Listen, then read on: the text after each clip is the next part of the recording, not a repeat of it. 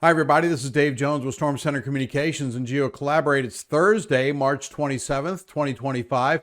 This is a brief update for the All Hazards Consortium Sensitive Information Sharing Environment, where we share information across platforms and also across organizations and agencies to keep everybody on the same page at the same time, just being updated on the significant weather impacts that are happening around the country. And we do have quite a bit going on today. I am going to make this as fast as possible. I always try to get it around 10 or 15 minutes, but sometimes it goes a little bit longer than that, as you know. So this is the GOES satellite picture. I do have the sea surface temperatures turned on underneath. That is something that we'll be monitoring all the way leading up to and through hurricane season, because we all know that those warm temperatures in the Atlantic and in the Gulf and in the Caribbean, that's what fuels a hurricane developing. Fortunately, nothing out there right now, but we are looking at right now the 6-month anniversary, unfortunately, for the impact of Hurricane Helene in the Florida Big Bend area, and then on up the Appalachian Mountain chain to Asheville, North Carolina, western North Carolina, southern West Virginia, southwestern Virginia, and even some eastern Tennessee areas severely impacted by Hurricane Helene. Strong wind gusts at the mountaintops have blown down a lot of wood. That wood is now drying out. It's been in drought conditions for quite a bit of time, and that is firing up and feeding wildfires that are burning in western North Carolina, close to Asheville, to the south of Asheville, and now there's a new one that's developed to the west of Asheville. Fortunately, downtown Asheville, the immediate area, not under any immediate danger from wildfires, but the smoke is beginning to be seen and smelled, and it's also becoming, at times, a health hazard for people who have to be outside. Now, I'm going to show you a series of satellite images. This is the GOES satellite image, but I'm going to dive in pretty closely now on the mesoscale sector from the GOES satellite, because I do want to talk about this fire right here. This is the Table Rock fire. I'm going to point this out a little bit here because I want to just show you, make sure we're talking about the exact same one here.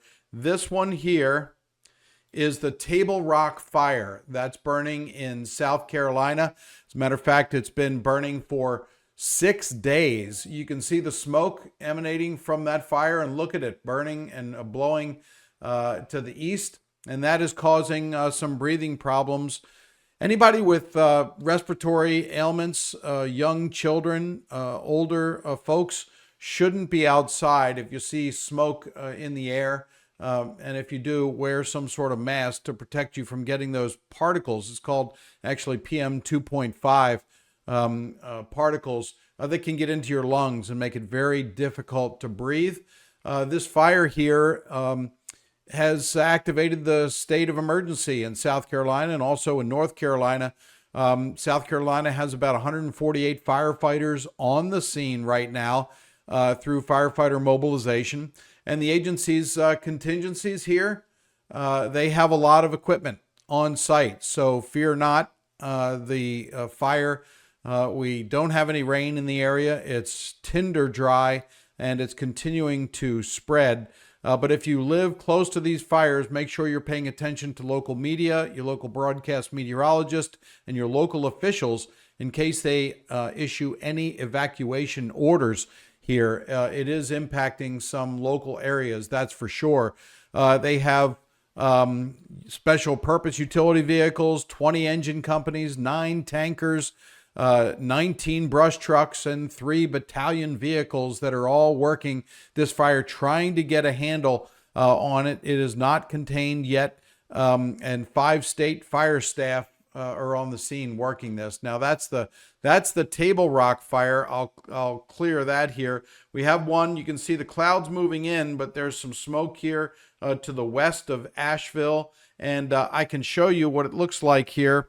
Let's take this full screen just so you can see what's going on. Because you see a number of fires here. This one here, this one over in Georgia, northern Georgia, that's causing some low visibilities, and there's one right down here. You can see that puffing out a little bit. So we do have these wildfires that are around, and they are continuing to burn.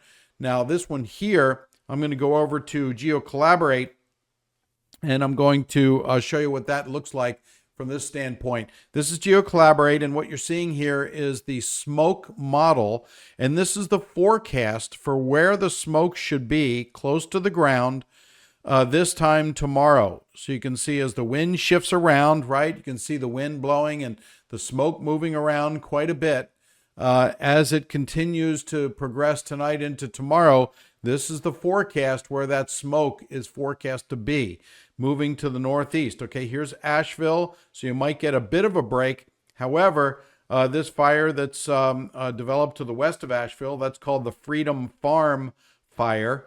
That one may be generating smoke here that may be impacting Asheville tomorrow if that's not they don't get that one under control there. But you can see, I'll back out a little bit in GeoCollaborate, that the smoke will be reaching all the way up into Virginia. This is Virginia. This is Roanoke, Virginia, right here. They have a small fire close to Roanoke itself, but this one here is the major sort of complex. They're not working together, but as we dive down here into North Carolina, we have 3 fires going on. This one is the Black Cove fire, and very close to that one. This one is the Deep Woods fire, and the one just to the north of that one is the Fishhook fire. And so officials are working this very hard. We don't have big rain forecast for the next several days, and it's going to warm up. It's going to be in the 80s down here during the day on Saturday as really warm air moves on up. But there may be some rain coming in on Saturday. We'll update that a little bit tomorrow.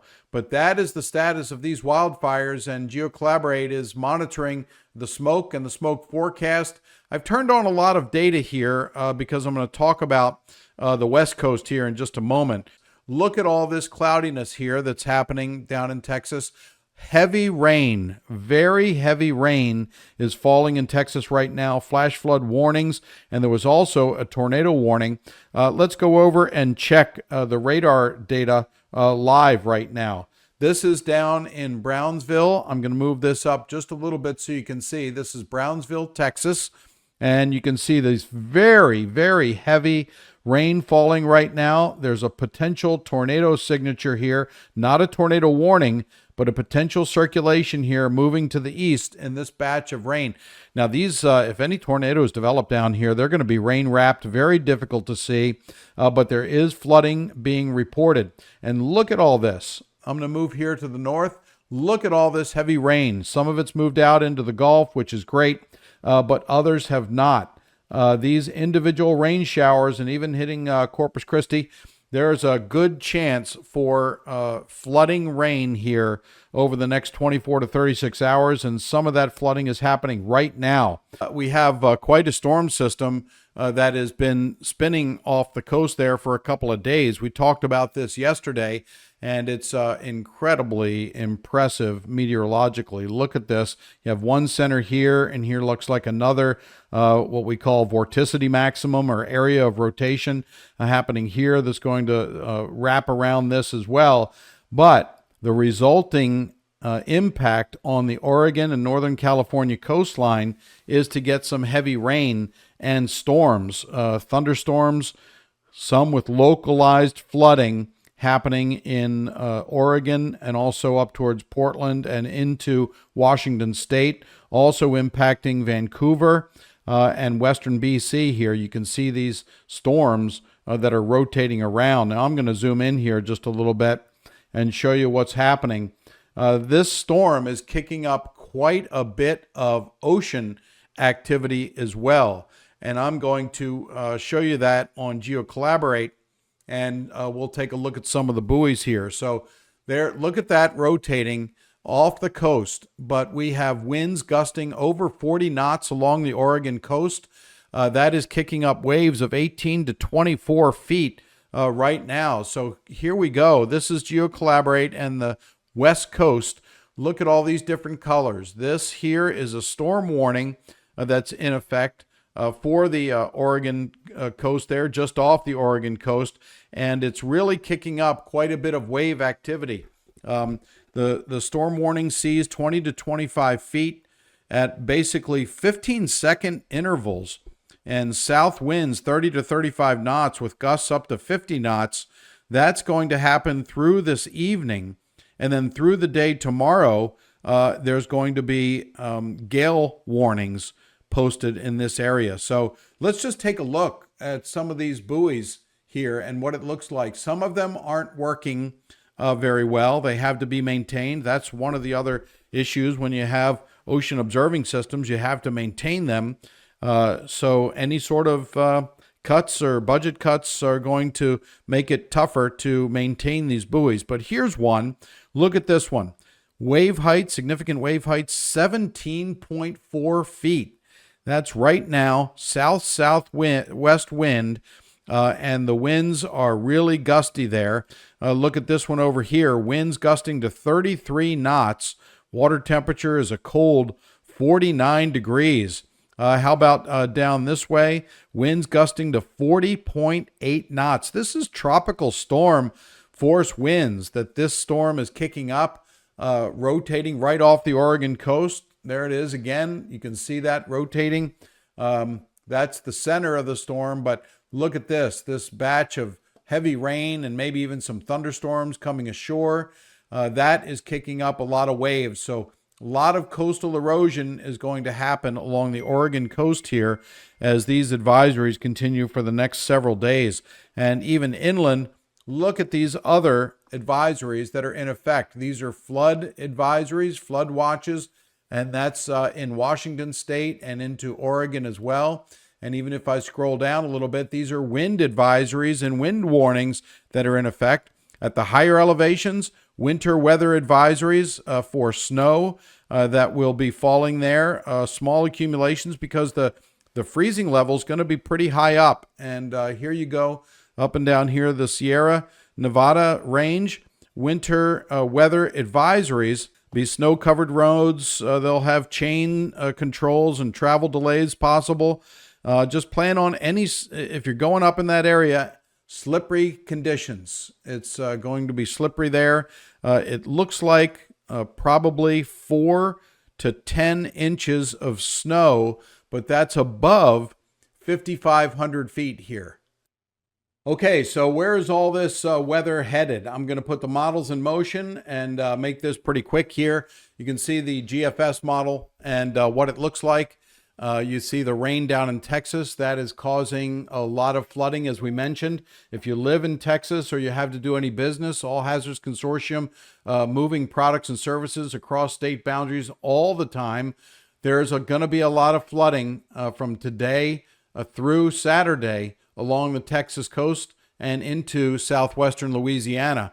So you can see that. Here is the storm system that's rotating off of the west coast, causing some potential flooding, but certainly big surf, high winds, very deadly surf as well. Stay away from the coastline there. Let's put this into motion and you can see what's going to happen here. Look at that area of storminess in Texas moving right on along the coastline. So Houston, Galveston, get ready for some very heavy rain, possibly some flash flood warnings as well. Listen to your local National Weather Service office, your favorite broadcast meteorologist. Listen to the radio. If you have a NOAA weather radio, keep that on because their alarm will go off if there's life-threatening weather conditions that are happening there. We'll take this on into Friday afternoon. This is tomorrow afternoon. You can see the intensity has gone down a little bit. And then the rain is going to be closing in on New Orleans for Saturday. And you can see a little bit of enhancement there to the intensity in southern Louisiana. So if you're going to be out and about Saturday in New Orleans, get ready to take cover. It's not going to be a great day there. System moving through the Great Lakes. Look at this. We have snow in southern Canada. Also ice. There could be ice accumulations here, perhaps even in Vermont, in the White Mountains of New Hampshire, the Green Mountains of Vermont, the Adirondacks, maybe snow and ice and rain. Right now there's snow on the ground in the Adirondacks. We can see that in satellite imagery. but it's going to be melting with this system coming through. Maybe not all of it, but you can see a lot of ice here. Perhaps that's during the overnight Friday into early Saturday. There could be loads on some power lines as well, which could cause some issues if this ice lasts any more than a couple of hours. And you can see that moving through even upstate New York there and in the mountains of New Hampshire and Vermont. It's going to be pretty nasty weather with ice and sleet and snow and even rain. But by Saturday afternoon, look at this. It's going to start to move out of Louisiana. It's going to move, but still going to have low clouds around with other showers popping up. And then in the Midwest, look at this, another system forming. And sure enough, this is Saturday night. What are the temperatures right now in parts of Nebraska and South Dakota? My goodness, they're going to have snow on Sunday, where right now it's 70 degrees, almost 80 degrees in southern Nebraska. Let's go back to the model data here and I'll show you what's going on. Look at that. That's just incredible. The snow kicking up here. Here's Kansas and Nebraska. So my goodness, the weather changes, right? Just wait a minute. It'll happen. But this is what's going to go on for the next couple of days. I'll put this into motion quickly here just so you can see the progression of these weather systems. Again, this is on Sunday afternoon. Another chance of ice accumulation and snow on the northern edges of this system up through northern Wisconsin, southeastern Minnesota, as this low pressure system moves on up into Canada. And then we get a frontal system coming through about Monday next week, all up and down the East Coast. Some areas could produce some localized flooding. Now, this will be great news for the fires in South Carolina and North Carolina. Hopefully, we'll get at least a quarter to a half inch of rain as this system moves through, and it can linger just a little bit, but it looks like it'll be done by early Tuesday morning. But fortunately, if this rain can be persistent, we'll get some positive impacts on those wildfires there. In the meantime, storminess again will continue in the Pacific Northwest. So that's it for this update. I'm Dave Jones with Storm Center Communications, GeoCollaborate. Thanks so much for watching. Please enjoy the rest of your day. Watch out for yourself. Be weather aware. Look up if there's any flooding possible in your areas. Make sure you're remaining aware of where that flooding might be. Turn around, don't drown. Don't drive over any big puddles that you think your car or truck can handle. Please watch out for yourself and also watch out for your neighbors. They really do appreciate it. Thanks for watching.